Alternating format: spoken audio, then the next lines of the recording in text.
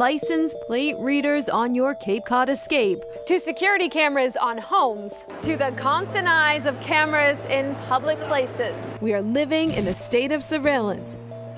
We are being watched, all of us, almost everywhere.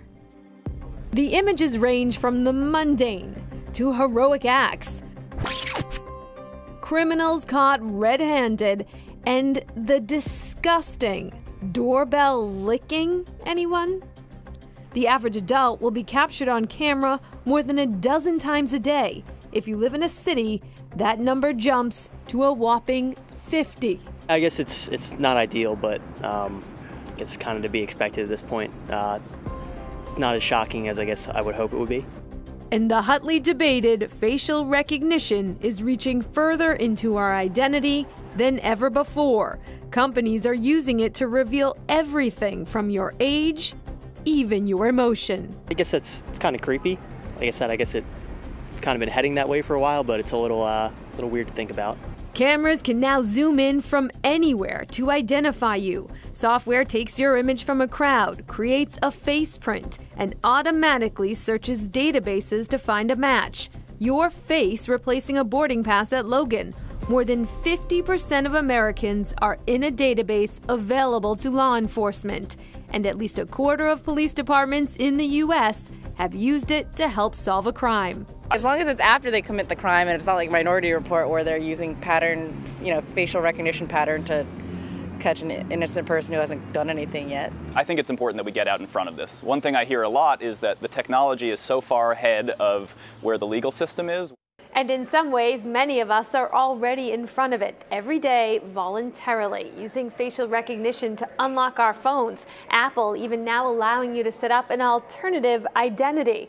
A convenience, yes, but Orwellian concerns loom. Even if we ignore the fears of a dystopian view, research by MIT grad student Joy Belawani discovered what she calls the coded gaze.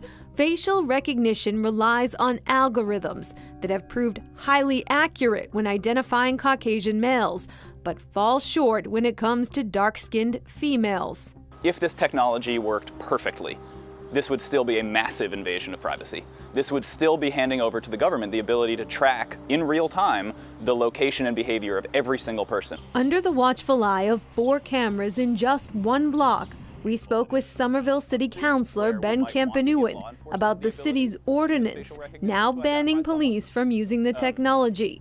The only other city to do this, tech-savvy, San Francisco. This is a technology that I like to think about as requiring everyone who lives in Somerville or who visits Somerville to basically wear an identification badge on their chest every time they're out in public. A view that some feel could save lives. Paul Fitzgerald was a superintendent overseeing intelligence during the Boston bombing. They tried to use facial recognition to identify the suspects, but it wasn't as advanced as the 3D tools available today. Who would not want, if we had the capability to identify those 2 individuals early on in the week? Now we know who we have their identifications, we can go get them before they plan, as they were, planning secondary attacks. Now in private security, Fitzgerald is a supporter of regulations, but cautions an all-out ban would be harmful.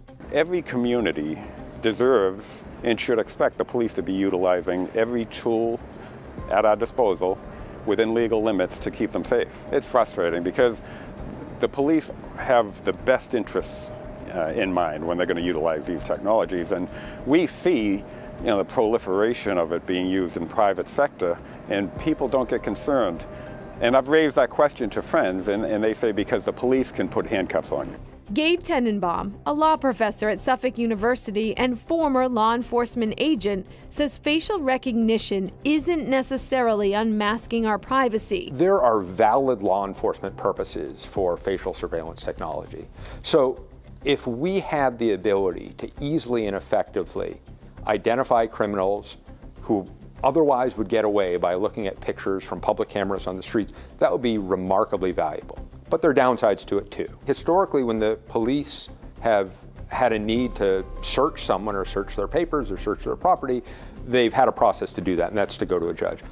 For now, we're in the Wild West. While this supercharged surveillance expands its reach, eyeing the public, governments, including Massachusetts, begin to try to regulate an algorithm that isn't slowing down. Let's just pause for a second and figure out where we want to draw the line.